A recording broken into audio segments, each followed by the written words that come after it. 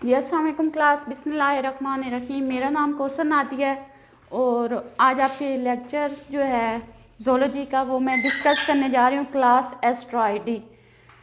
Ji, Asteroidea, aster mean stars, idea mean in the form of, कि Asteroidea क्या है? In the form of star, star की फॉर्म में ये होते हैं मोस्टली, और इनकी क्या है 1500 स्पीशीज़ होती हैं। ठीक है बच्चे, और live on hard and Sandy substrate, कि ये कहाँ पे रहते हैं? हार्ड इन्वायरमेंट में या फिर जो सैंडी टाइप है उस सबस्ट्रेट पे पाए जाते हैं। और इनका जो कलर होता है वो डिफरेंट कलर में होते हैं, ये रेड, ऑरेंज, ब्लू या ग्रे कलर में ये होते हैं। उसके बाद एस्ट्रिया जो होते हैं, मोस्टली जो एस्ट्रियाज होते हैं वो किस फॉर्म में पाए जाते हैं? ऑरेंज कलर में। और उसके बाद मैंने आपको पहले भी बताया था, अगेन डिस्कस कर रही हूँ कि एक सेंट्रल डिस्क होती है, उसमें से क्या है 5 आर्म्स ओरिजिनेट होते हैं, निकलते हैं, उससे 5 आर्म्स निकलते हैं। ठीक है, उसके बाद जो 6 नंबर पे है,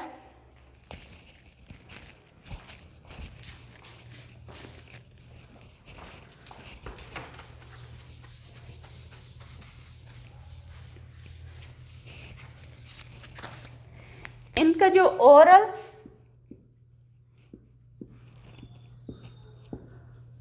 ओपनिंग या mouth,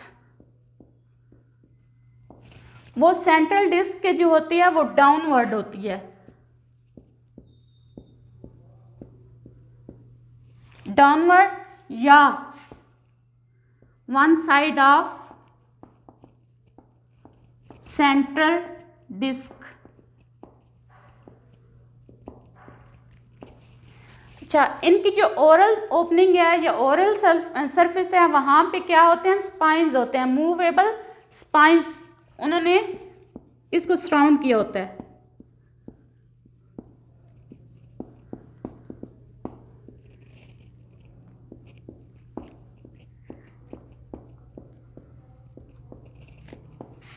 surround the oral surface.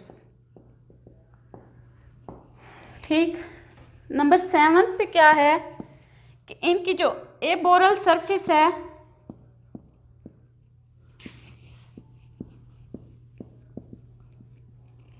या एनस, वहाँ पे क्या होते हैं? मूवेबल या इमूवेबल जो होते हैं वो स्पाइंस होते हैं,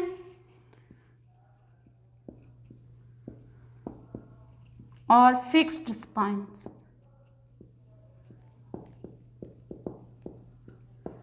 ठीक है, उन्होंने इसको सराउंड किया होता है।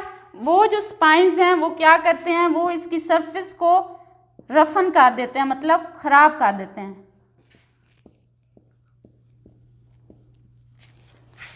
Roughen the aboral surface. ठीक, इसके बाद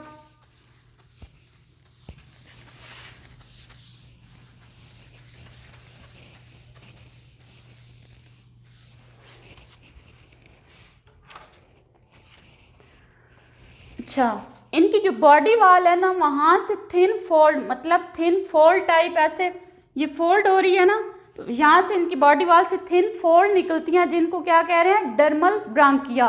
ठीक है, ये जो होती हैं ये ओरिजिनेट होती हैं बॉडी वॉल से, और इनका जो फंक्शन होता है वो क्या होता है? गैस एक्सचेंज में। डर्मल ब्रांकिया क्या होती हैं?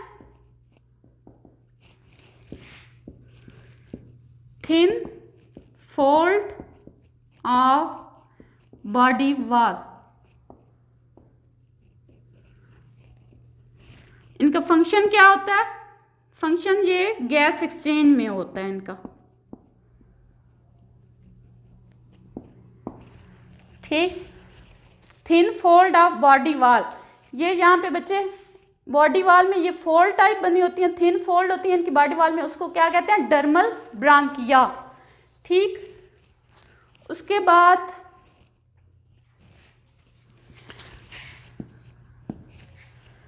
अच्छा, इनकी जो होती है ना इबोरल सरफेस पे, मतलब एनस पे क्या होते हैं? पिंचर लाइक स्ट्रक्चर होते हैं, जिसको पेडिसलेरिया कहते हैं। Pedicellaria, pincer like structures, pedicellaria क्या होते हैं? Pincer like structure. इनका फंक्शन क्या होता है कि इन्होंने जो है वो क्या करना है, डेब्रिस जो है ना, मतलब इनका जो गंद वगैरह होता है उसको क्या करते हैं, ये क्लीन करते हैं, clean the debris surface.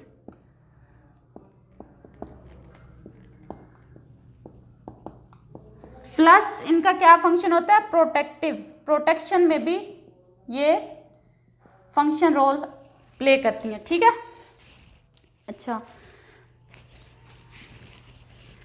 पेडिसलेरी puncture like structures होते हैं इबोरल, इबोरल मीन एनस पे पाए जाते हैं, प्रेजेंट इन एनस। ठीक,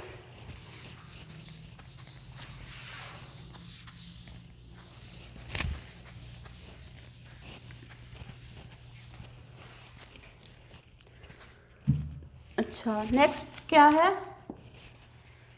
एम्बुलेक्रल ग्रूव्स। ये जो ग्रूव्स होते हैं ये कहाँ से निकलते हैं, मतलब यहाँ पे ओसल्स पाए गए हैं, ये ओसल्स,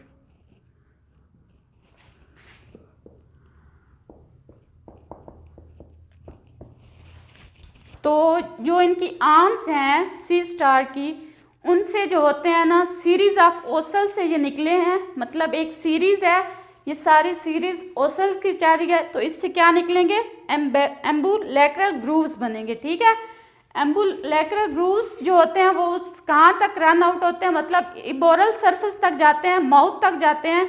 उसके बाद क्या होता है कि इससे जो होते हैं ना ट्यूब फीट निकलते हैं। ठीक है, paired of tube feet.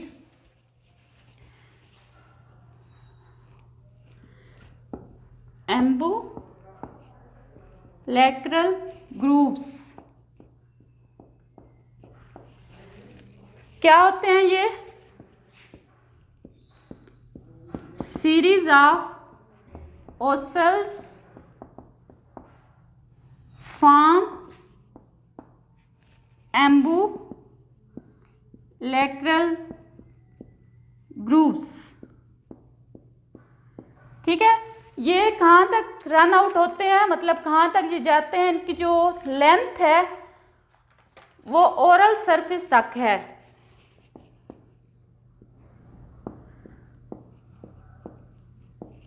Length of oral surface.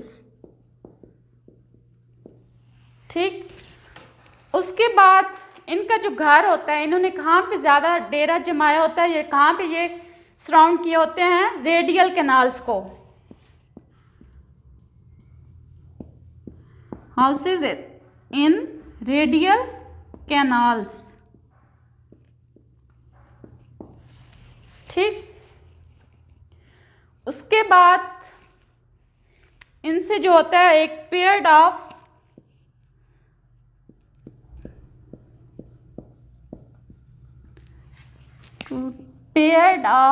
Tube feet.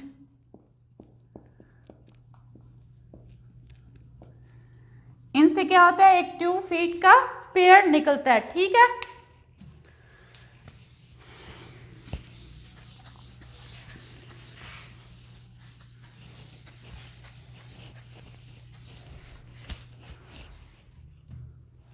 अच्छा। नेक्स्ट वन क्या है कि ट्यूब फीट जो होते हैं इनके, वो क्या है, किस फॉर्म में मोशन करते हैं, स्टेपिंग, स्टेप वाइज उनकी जो होती है वो मोशन होती है। Tube feet act like a stepping motion।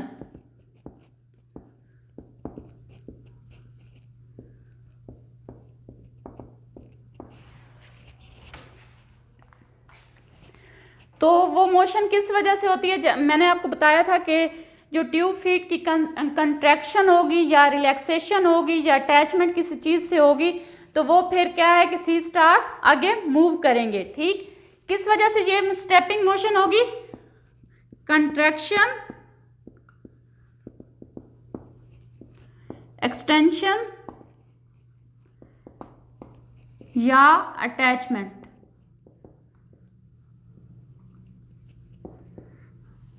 ठीक, उसके बाद क्या है 11 पॉइंट पे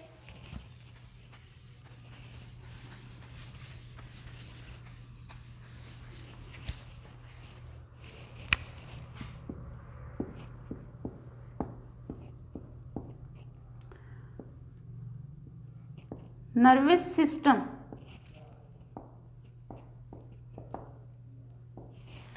इनका जो नर्वस सिस्टम है वो क्या करता है, कोऑर्डिनेट करता है, इसको हेल्प आउट करता है ट्यूब फीट को, ताकि जो सी स्टार है वो उनकी जो मोशन है वो एक सेम डायरेक्शन में हो, कहीं कोई इधर उधर उसका स्टेप ना जाए। ठीक है, तो ये क्या है कि नर्वस सिस्टम इसको क्या करता है, हेल्प आउट करता है सेम डायरेक्शन में, coordinates tube feet to move in same direction।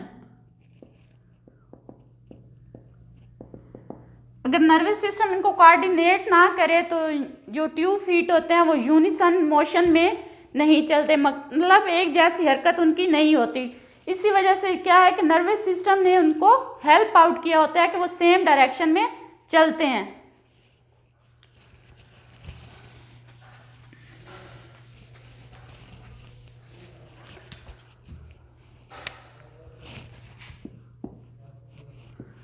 Last one क्या है कि ट्यूब फीट में जो होते हैं वो संक्शन डिस्क होते हैं। ठीक है, उनका क्या फंक्शन होता है कि वो जो सी स्टार है वो अपनी पोजीशन को जो है वो मेंटेन करे, कि वो बरकरार रखे अपनी पोजीशन को, कि कहाँ भी अगर वो सबस्ट्रेट के साथ अटैच है तो वो किसी भी किस्म की वेव मोशन उसको जो है ना वो हटा ना सके। ठीक है, संक्शन डिस्क होते हैं इनकी ट्यूब फीट पे।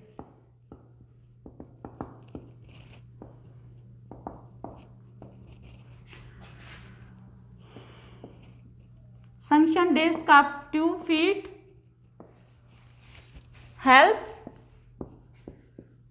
help them to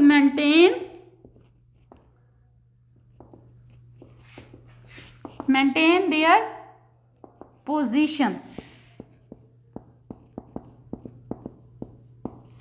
ठीक, कि ट्यूब फीट में संक्शन डिस्क लगे होते हैं, वो इसको क्या करते हैं कि अपनी जो इनकी पोजीशन है, अगर ये किसी सबस्ट्रेट के साथ अटैच हैं तो उसी के साथ अटैच रहें, इस वजह से ये इनको हेल्प आउट करते हैं। और क्या है कि अगर किसी किस्म की कोई वेव मोशन आ रही होती है, कोई भी समुद्र में लहर चल रही है, तो उस दौरान ये क्या करें, अपनी पोजीशन बरकरार रखें। During wave motion maintain their position.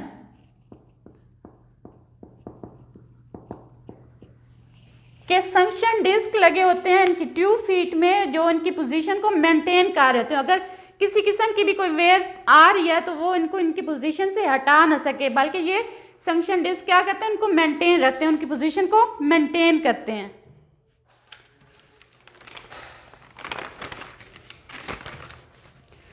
Next one क्या है, ये क्लास एस्ट्रॉयडी कंप्लीट हो गया। नेक्स्ट वन इसी क्लास की क्या हम कर रहे हैं, मेंटेनेंस फंक्शन।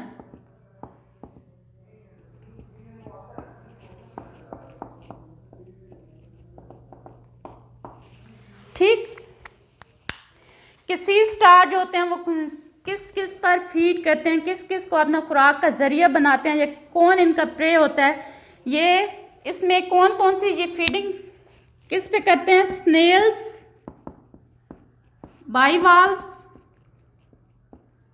पॉलीचीट,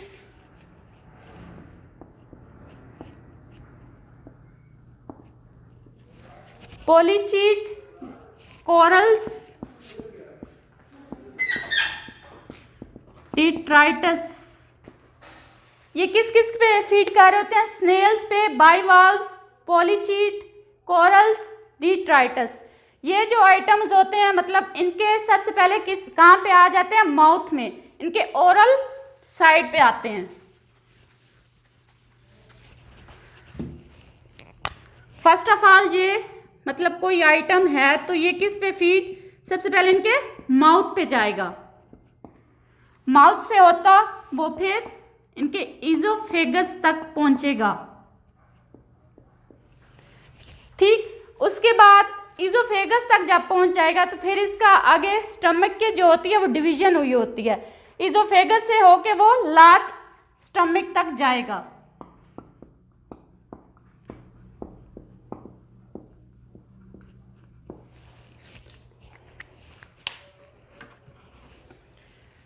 अच्छा, उसके बाद इनकी जो स्टमक की डिवीजन है वो दो तरह की बताई गई है, दो उनके रीजन्स होते हैं। फर्स्ट ऑफ ऑल उनका ओरल रीजन या cardiac stomach, division of stomach. पहला रीजन कौन सा कहलाएगा, लार्जर ओरल स्टमक, या उसको क्या कहेंगे, बाज़ औक़ात उसको उसका ये भी नाम दिया गया कि उसको कार्डियक स्टमक भी कहते हैं, कार्डियक स्टमक।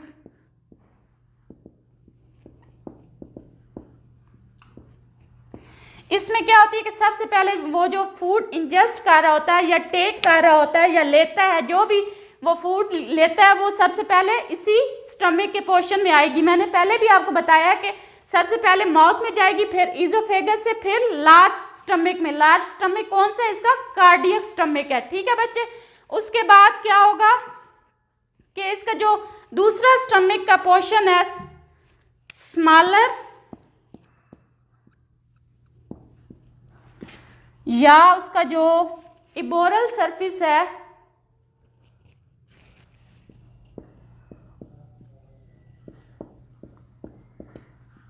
या बाज़ औक़ात उसको क्या कहते हैं कि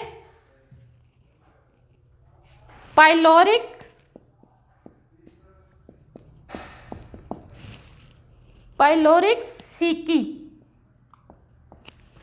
ठीक, यहां तक उसकी डिवीजन क्या है, ये स्टमक की डिवीजन दो तरह की है, लार्जर या उसको क्या कहते हैं कार्डियक स्टमक, दूसरी क्या है स्मॉलर है या इबोरल सरफेस पे होती है और इसको पाइलोरिक स्टमक कहते हैं।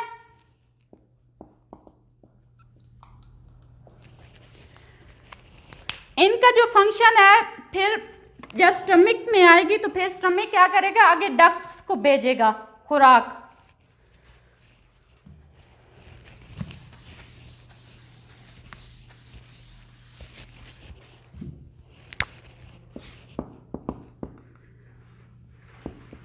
स्टमक किसको गिव्स राइज करेंगी, डक्ट्स। डक्ट्स का क्या फंक्शन होता है कि वो क्या करेंगे, आगे इसको मजीद जो होते हैं एक सिक्रीटी या एब्जॉर्प्टिव तरह की एक रीजन होता है,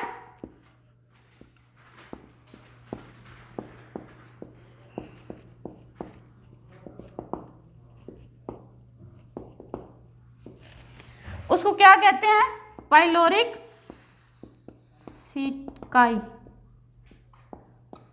ठीक है, स्टमक से होके डक्ट्स तक जाती है, डक्ट्स क्या कहते हैं वो सिक्रीटरी जो ऑब्जॉर्प्टिव रीजन को भेजते हैं जिसको क्या कहते हैं पाइलोरिक सीकी।